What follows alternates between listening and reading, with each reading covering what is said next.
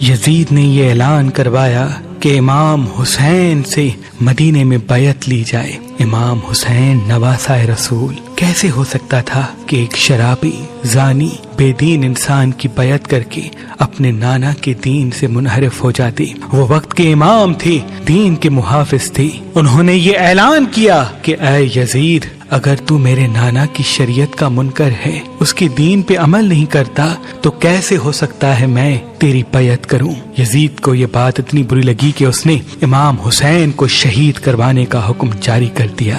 یزید اور ان کے ساتھیوں کی یہی کوشش تھی کہ مدینے میں ہی آل محمد کو قتل کیا جائے۔ امام حسین کو جیسے ہی اس بات کا علم ہوا تو آپ نے اپنے تمام عزیز و اقارب سے کہا، چلو، میں نہیں چاہتا کہ میرا خون ناحق میرے نانا رسول اللہ کے شہر میں بہے، بس آپ اپنے نانا حضرت محمد مصطفیٰ صلی اللہ علیہ وآلہ وسلم کی قبر مبارک پہ آتے ہیں اور رو کے فریاد بلند کرتے ہیں کہ اے نانا، اب تیری امت مجھے تیرے شہر میں رہنے نہیں دیتی۔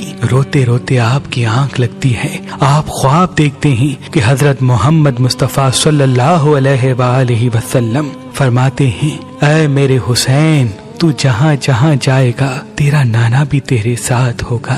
اے حسین، تیری قربانی کے بغیر اللہ کا دین بچ نہیں سکتا۔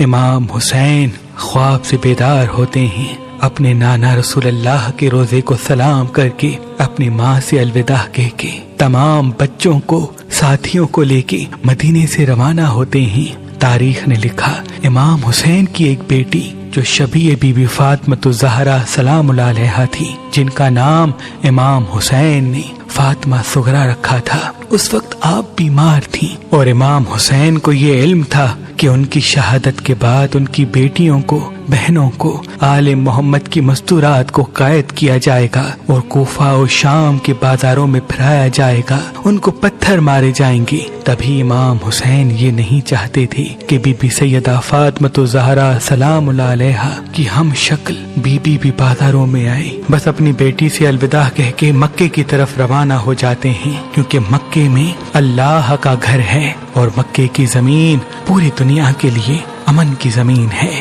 امام حسین مکے میں کچھ ماہ گزارتے ہیں۔ یزید کو یہ علم ہوا کہ امام حسین مدینے سے مکہ آ گئے ہیں، تو وہ خوشی سے یہ کہتا ہے کہ یہ تو اور اچھا ہو گیا کہ ہم امام حسین کو کعبۃ اللہ کے طواف کے دوران ہی قتل کریں گے، اس سے ایک تو کعبۃ اللہ کی عزت بھی ختم ہو جائے گی، نعوذ باللہ، اور امام حسین بھی شہید ہو جائیں گے۔ اور اتنے میں مولا حسین کے چاہنے والے جو کوفے میں مقیم تھے، وہ بار بار خط لکھتے رہے کہ اے نواسہ رسول، اب کوفہ رہنے کے قابل نہیں رہا، یزید کے ساتھی سپاہی ہم پہ بار بار ظلم کرتے ہیں، آپ جلد کوفہ آ جائیں۔ ان خطوں میں سے کچھ خط ایسے تھے جن میں یہ تحریر تھا کہ اے حسین، اگر تم آج ہماری نصرت کے لیے نہیں آئے تو ہم روز محشر آپ کے نانا سے آپ کی شکایت کریں گے کہ دین مٹ رہا تھا اور آپ کا بیٹا خاموش تھا۔ بس امام حسین نے اپنے سفیر مسلم بن عقیل کو کوفے کی طرف روانہ کیا اور یہ فرمایا کہ اے مسلم، جا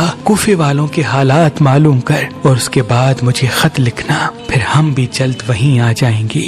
مسلم بن عقیل کوفے پہنچتے ہیں اور دیکھتے ہیں کہ ہزاروں کی تعداد میں مولا حسین کے چاہنے والے امام حسین کے منتظر ہیں۔ آپ نے جب لوگوں کی محبت دیکھی تو ایک خط امام حسین کی طرف مکے روانہ کر دیا اور اس خط میں یہ تحریر تھا کہ اے نواسہ رسول، جلد آپ کوفے آ جائیں تاکہ یہ سارے لوگ جو یزید کے ظلم کی وجہ سے پریشان ہیں آپ کی بیعت کر سکیں۔ بس جیسے ہی خط امام حسین کو ملتا ہے تو امام حسین کو پہلے سے ہی معلوم تھا کہ مکے میں ان کو شہید کرنے کی تیاریاں چل رہی ہیں۔ امام حسین نے یہ چاہا کہ ان کے خون سے اللہ کی زمین رنگین نہ ہو اور وہ جو ماننے والے بار بار امام حسین سے مدد طلب کر رہے ہیں ان کی بھی حاجت پوری ہو، تو آپ اپنے بچوں کو، بہنوں کو، ساتھیوں کو لے کے مکے سے ہجرت کر کے کوفہ کی طرف روانہ ہو جاتے ہیں۔ اور وہاں اس بات کا علم جب یزید کو ہوتا ہے کہ کوفے والوں نے مسلم بن عقیل کی بیعت کر لی ہے، تو آپ بے رحم،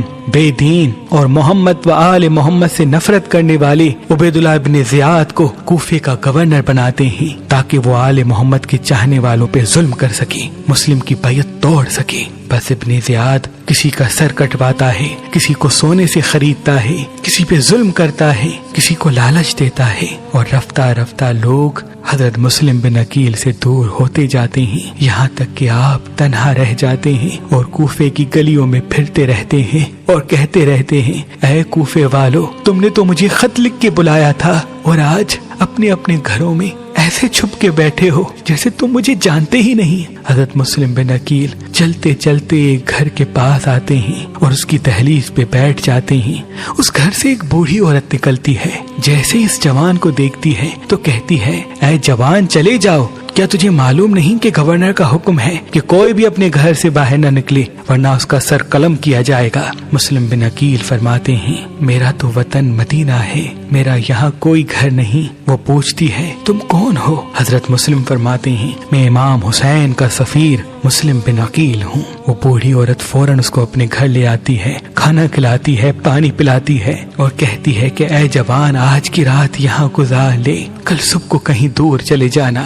اس بات کا علم اس بوڑھی عورت کے بیٹے کو ہوتا ہے کہ ابن زیاد نے مسلم کے سر پہ تو بڑا انعام رکھا ہے، جیسے ہی میں ابن زیاد کو یہ خبر سناؤں گا تو اس کے بدلے مجھے بڑا انعام ملے گا۔ بس ابن زیاد کو مسلم بن عقیل کے بارے میں بتاتا ہے اور ہزاروں سپاہی مسلم بن عقیل کو گرفتار کرنے اس گھر آ پہنچتے ہیں۔ حضرت مسلم شیر کی طرح تمام سپاہیوں سے لڑتے ہیں۔ جب مولا علی کے اس بھتیجے کا کوئی مقابلہ نہیں کر پاتا تو وہ کھڈا کھودتے ہیں اور مکر سے حضرت مسلم بن عقیل کو اس کھڈے میں گرا دیتے ہیں۔ آپ کو گرفتار کر کے جیسے ہی ابن زیاد کے دربار میں لے آتے ہیں، ابن زیاد ہنس ہنس کے کہتا ہے، اے مسلم دیکھ، آج ہم نے تمہیں گرفتار کر لیا، ان قریب ہم تیرے امام کو بھی شہید کر لیں گے۔ حضرت مسلم بن عقیل فرماتے ہیں، اے ظالم ڈر، وہ اللہ کے دین کی حفاظت کر رہا ہے اور تو شیطان کی پوجا کر رہا ہے۔ یہ مال دنیا کب تک تیرے کام آئے گا؟ ان قریب تو بھی مر جائے گا، یہ تیرا دبدبا مرتبہ ختم ہو جائے گا اور اس قبر میں سوائے تمہارے اعمال کے کچھ نہیں ہوگا۔ وہ ہنس ہنس کے کہتے ہیں کہ ہم ان باتوں کو نہیں مانتے۔ پھر وہ کہتے ہیں، اے مسلم، اپنی کوئی خواہش ہو تو بتا۔ حضرت مسلم بن عقیل فرماتے ہیں، میری ایک ہی خواہش ہے کہ میرا پیغام میرے امام حسین تک پہنچایا جائے کہ وہ کوفہ نہ آئے، کیونکہ کوفہ کے لوگ بے وفا ہیں۔ ابن زیاد اور اس کے دربار والے ہنستے رہے اور مسلم بن عقیل کو دارالعمارہ کی چھت سے گرا دیتے ہیں۔ جیسے ہی آپ شہید ہوتے ہیں تو آپ اپنے امام حسین کو آخری سلام کرتے ہیں اور فرماتے ہیں، اے میرے مولا حسین، اپنے غلام کا یہ آخری سلام قبول ہو۔